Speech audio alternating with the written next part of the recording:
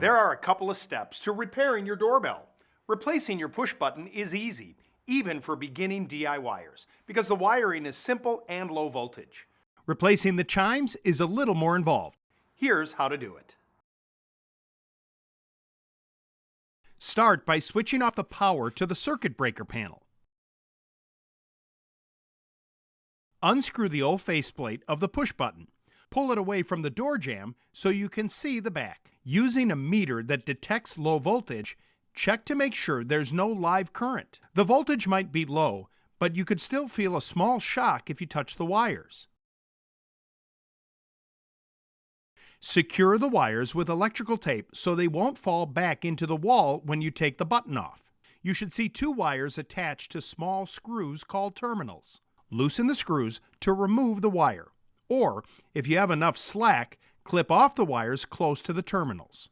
Unlike other wiring projects, you don't have to match the wire color with the precise connection point. You only have to make sure each terminal has one wire attached to it. Here's how.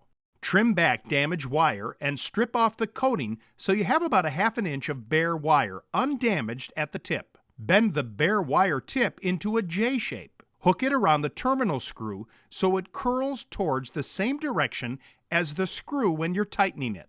Tighten the terminal screws enough to keep the wire secure, but not so tight that you crush or damage the wire. Wrap electrical tape around the terminals.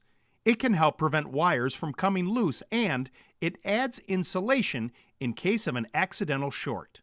Attach the faceplate of the new push button. Turn the power back on and then test the doorbell.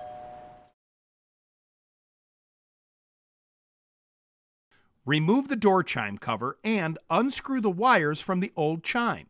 Label the wires as you remove them so you know which terminal to reattach them to.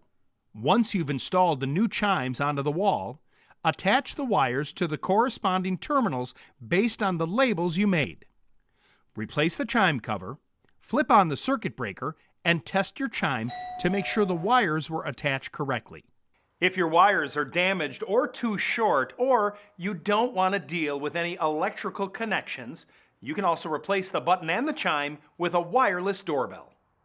For more helpful tips and advice, visit your neighborhood Ace and find us online at acehardware.com. Ace is the place with the helpful hardware, folks.